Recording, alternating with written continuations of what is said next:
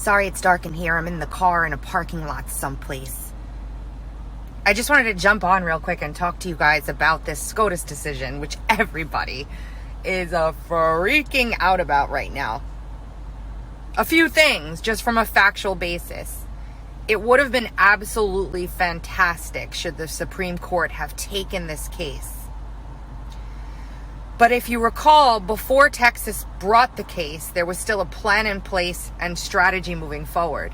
I would urge all of you to please read what the Supreme Court said. They said that Texas does not have standing to bring the case.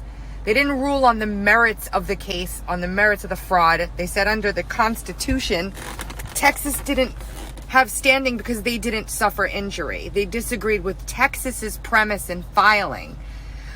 If you don't want to hear what I'm saying, you can easily hit the X on the upper right-hand corner of your screen. I'm just going to give you facts and data. Everybody who's freaking out and throwing in the towel and acting emotionally can do that. Stay off of Twitter. Do it. Cry in your pillow for however long you need to. And if you want to still keep fighting for this country, come back. Otherwise, don't. And leave room for those of us who will. The defeatism, the trolls immediately on my tweets right now are everything that you need to know. They are counting on you guys doing this. They want you to do this. They want you to act the way you're acting right now. Stop it. They didn't take the Texas case because they said they didn't have standing. Before Texas filed the case, there were several other avenues that were in the works. They have not changed at all. Texas came out of nowhere and we were like, oh my gosh, this is absolutely amazing. Look at this. Texas is taking this to the Supreme Court and suing other states. And then everybody in the world jumped onto it because everybody in the world knows how important this is. And it was a toss-up whether or not they were going to take it. And they didn't. Okay. In a war, when you lose a battle, you don't cry in your Cheerios and go home. We would never have gotten anywhere in this country if we acted that way when we had lost a battle. If you want to keep fighting for what is right, this election was rightfully won by President Trump. If you want to keep fighting for this country until the very last avenue that exists is gone, stay here. If you don't, move out of the way and stop demoralizing the fellow soldiers that are standing on the battlefield who still have the fight in you. Stop demoralizing everybody. Stop it. This is not, it was never the thing that everyone hung their hats on. And it's not the end of the path forward. They're still holding hearings in all of these states. Arizona has a case. Wisconsin has a case going in front of the Supreme Court of Wisconsin tomorrow. The Antrim certification, forensic audit. They sealed that. It's under protective order. Do you think if that showed nothing, the Democrats would have fought to have it sealed? It came out of nowhere. The Texas case came out of nowhere. No one knew what was happening. It came out of nowhere. The other actions that were being taken by boots on the ground, by people organizing these hearings in the battleground states that were subject to all of this fraud, that all was still happening, and it will continue to happen. Anybody who's telling you right now that this means that it's over is lying to you, just from a factual perspective. There haven't been electors voted yet. We're not there. We're just not there. When we get there, and if, God forbid, it doesn't go the way of justice and what's right, then fine. We have other things to talk about at that point, but we're just not there yet.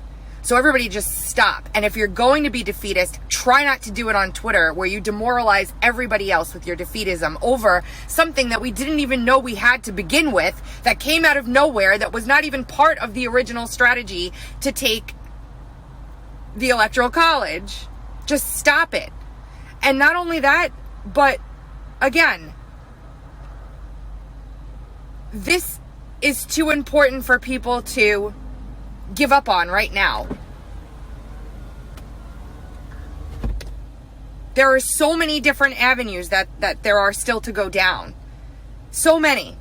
If they all fail in the end, then yes, I'll be crying alongside of you because absolutely the country is finished. But even if that happens, you still don't give up. These Democrats have been fighting us for 5+ years on this president. Did they ever give up? Ever? We need to grow a sack is what we need to do, okay? Seriously. People need to grow a sack. And excuse me for being so frank with everybody, but it's just the way it has to be. We need to put our big boy and girl panties on and just stop with the emotional reactions to everything. Like the world is ending. And then we'll get some good news later tonight and everybody will be like, oh my gosh, thank goodness. For a minute there, it's like constant. It's a constant cycle over and over again. Stop it. I'm sorry. I just can't help myself with this. If you want to give up, fine. Move over. I'm getting a text right now and I'm not paying any attention to it. If you want to give up, move over and give up.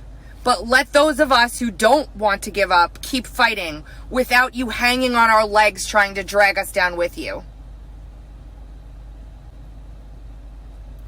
And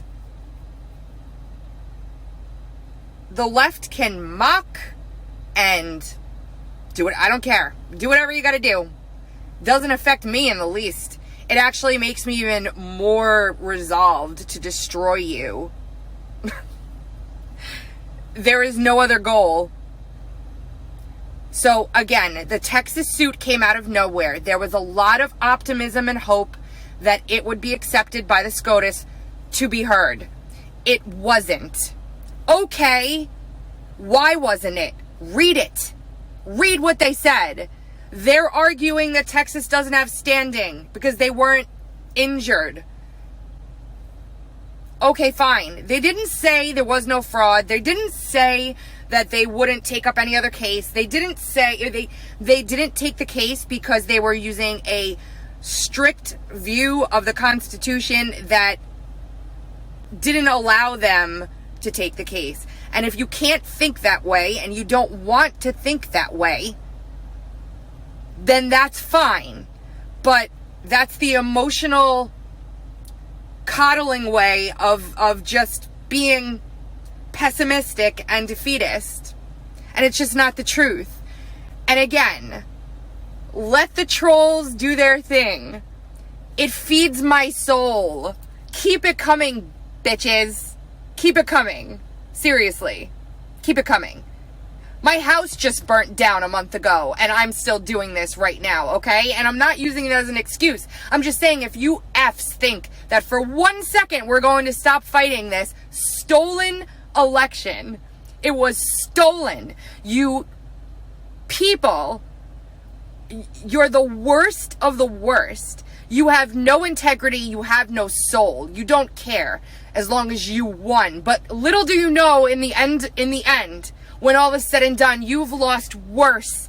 You've lost worse if Joe Biden somehow becomes president of the United States than you ever could have dreamed. You just don't realize it yet. That's all. You just don't realize it yet. So, if you want to cry, be my guest. I'm not going to tell you how to feel, but just go someplace and do it. And if you want to come back afterwards, we're waiting for you. If you don't want to come back afterwards, stay out of our way and let us continue the battle. In when the Revolutionary War happened, there were a bunch of cowards cowering in their homes, not willing to be brave and get out and fight for freedom. If you want to be one of the cowards cowering in your home, that's fine. We'll do the work for you. But move out of the way because we're coming through and nothing's stopping us. Have a good night, guys.